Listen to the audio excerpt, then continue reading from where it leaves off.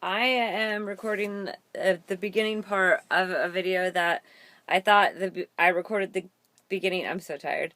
I thought I recorded the beginning as I was driving home tonight. Actually, I recorded a few videos, but I thought I recorded the beginning of this one as I was driving, and I was just watching it so I could splice it together really fast and upload it. And I only got the second part where I was like, oh, hang on, I gotta drive through a tunnel.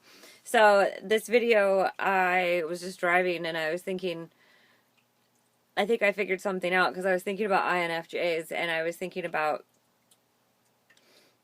something. I was thinking about how they can, and I say it in a video I haven't posted yet, but almost like make this Teflon shell around themselves, um, and stay in a relationship that's not great for them. Even more than not great for them, because INFJs they can stick it out. They'll stick it out when they shouldn't a lot of the time. And usually eventually they'll get to the point where, they're like, they'll come to the point where they will finally end a relationship if it's really bad. But then I know quite a few INFJs. Honestly, I do know quite a few INFJs, and more the girls, but I've known a guy to stick it out longer than he should, but not when it's like to a really awful point, a really awful relationship. So, I've known a few girls that will stay in relationships that are very harmful, that are toxic relationships, with people that definitely take advantage of their INFJness, their, need for harmony, need to keep things mended, or to mend things that are falling apart, to try to like keep something together. And I just don't know why, I was like, why is that? And I thought about it. And so in the video that I didn't actually record, I thought, so if SE is an INFJ's last function, then there's the four shadow processes that come after that, right? And so the very last function for an INFJ is going to be SI. So SI would have to do with memory, recall, and obviously, I think my theory of intuition has a lot to do with memory. And so then SI, that, I don't know, I feel like a lot more is related to memory than I ever thought before. But so SI is last, but NI is first, and NI is most likely based on memories. So it's like there's this blockage, something, and it can be a good thing to create a Teflon shell, because INFJs have this ability to somehow, if they're in something really, really bad, to make this Teflon shell around them, and then maintain somehow through this awful experience or relationship. And what I was going into is saying is that it can be good to do that. If you're going through something hard and awful, it's good to have a Teflon shell, to protect yourself. It can be called dissociation. It's a coping mechanism. It's like dissociating from yourself, dissociating from your memories. So I was just thinking, somehow I feel like SI can be related to this. And maybe you guys know what I'm talking about, maybe you don't. Maybe I just know a few INFJs that have really gotten stuck in some bad, some relationships that were just not good or aren't good for them. And I'm thinking about this just because of some stuff that's going on in life that I found out about this week. So, it kind of sucks. I haven't really let myself think about it yet. I even avoided getting the news, even though I had a feeling that's what the news was. That's an ENTP thing, maybe, or ADHD thing. Just like, oh gosh, like trying to compartmentalize something, because if you don't actually get the news in the format that it's been given to you, then it didn't actually happen yet. I think my hair is pink. I did a coloring thing, and then I did like some blonde, and then I toned it. I don't know, but it was $16. I used to spend like $180 on my hair, all the time, or 160 or 140 or whatever. I cut my own hair too. That still needs a little work, I think, but I'm all about the DIYs. I mean, it doesn't look that bad at the moment at nighttime. I don't really know what it looks like in the day after I'm off topic.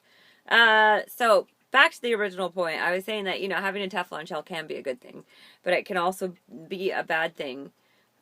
When you use it, if you're trying to survive through something that you can't get out of, there's no way around it, then it's good, it's good to have a Teflon shell. And then I started talking about an article I wrote,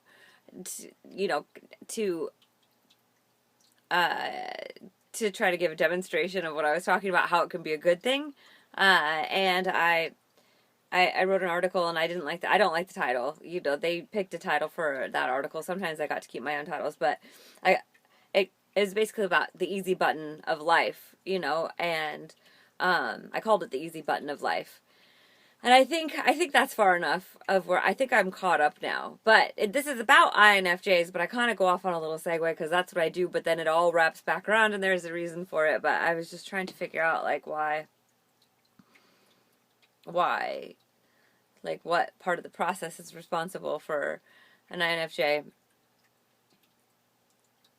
An awesome INFJ. A few awesome INFJs.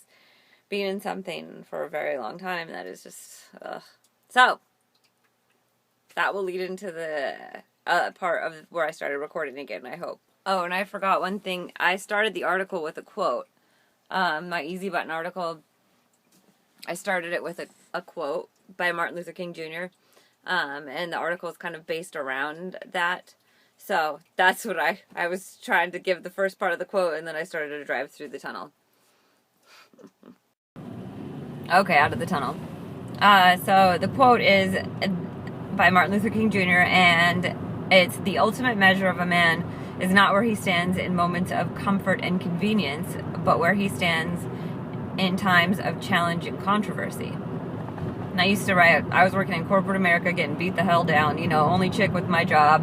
When I was like, I would put like inspirational quotes up so I could maintain and be the only chick with my position and hang in there, especially for the other girls that were thinking they could get that job too, I didn't want to quit even though I was killing myself. And anyway, so I wrote that quote on my bathroom mirror along with a bunch of other quotes that were and they really do help me. The quotes help me so much, especially when I can see them all the time, especially if I'm going through something hard, especially.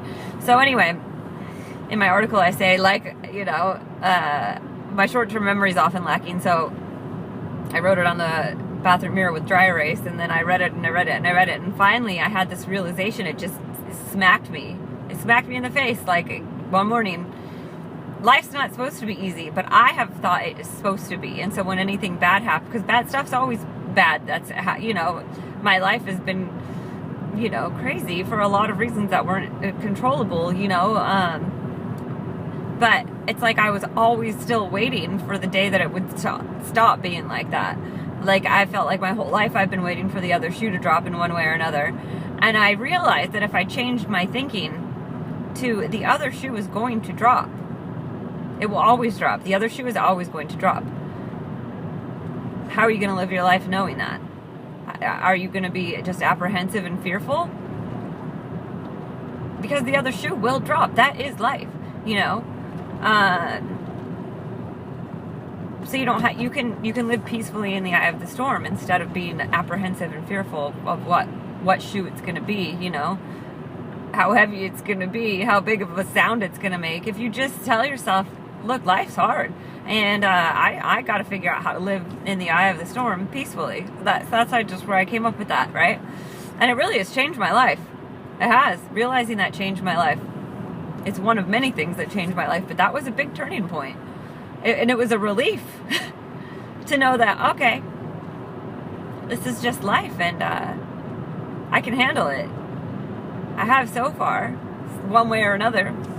Anyway, so that's the bad. An INFJ can do that. They can build up their own little peaceful world, and to maintain, through hardships, that are necessary hardships, but also through hardships that they are putting themselves in at great risk to themselves, emotionally, mentally, physically, spiritually.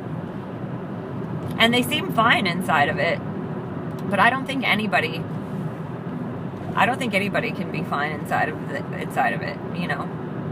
So my aha moment that has to do with this, how the Teflon shell can exist. How can they have this shell that they can live inside, you know, and stay sane and okay, and you see them and you still love them and they're the same person, and you know, for years.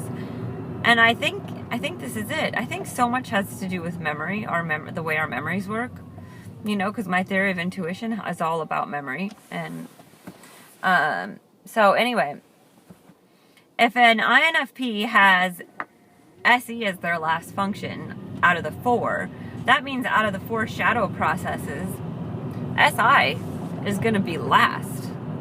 If SI is last, that's memory, that's recall, that's, you know, so although things have happened to them and their intuition is probably jackhammering all the time, you know, that they're not in a good situation, if they've had to, you know, selectively numb something out for many, many years to the point that their intuition is dead, that's a dead zone for their intuition, you know,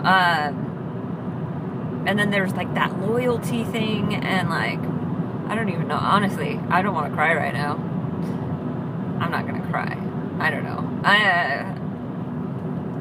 I think that, and then, so they numb out that part of their intuition for that one area of their lives, right? They just completely shut it off. And then SI is last. SI, if their SI was sharp, it was maybe forward in the functional stack more, but I think because they have already gotten used to numbing out their intuition if they need to, I think SI goes right along with it. You know, it's way easy to numb out SI if you're numbing out your first freaking function. If you're numbing out your first function, then SI doesn't even exist. So SI, it would aid NI in telling them to GTFO. Yikes, what's going on there? You know what I mean? But because they're already numbing out their dominant function, what does that mean? What would that mean? To numb out your dominant function selectively for just this one area of your life, that is a huge area of your life, that forces you to live in a Teflon shell. What does that mean? Is that a grip? Because otherwise, NI is functioning just fine, you know? And then because SI is last, all the memories of all those bad things, insta-gone. And then SI will remember good things. Even from years ago, SI will remember good things. Like tiny, minute details of it. And even intuitive impulses from back before it was awful. That failed. INFJ is an intuition. There you go again, right? Because the love thing, you know, love and strong feelings like that, they mess up ENTPs, and I think they, you know, or figuring them out in the first place, and what are they, and if you don't have them, you think you have them, and then when you actually figure out what you are, you're like, oh, this is what they are. But if you never get to that point with someone, say, you never get to like, oh, this is what love really is, you know, and then you get in a relationship and you just convince yourself, you tell your intuition that this is what's right, even though you've never experienced right, you know, you never got that far, and so you stay stuck in your Teflon shell world with something really bad for you. I gotta figure out what that is, but I don't want to talk about it anymore. But that was my aha moment. SI as the last function really helps someone dissociate, like just have the biggest blind spot ever, like this. Helps an INFJ have the biggest blind spot ever, sadly. And there's really nothing you can do about it. Just like an INTP in a black hole. And if there was, I would have done it by now. I mean, I tried everything. And that's not to say I'm just going about raising havoc. A series of events happened in which I had no choice, you know.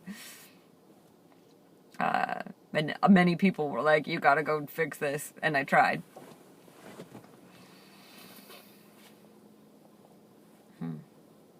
Guess I'll be back. And I'm gonna go to bed.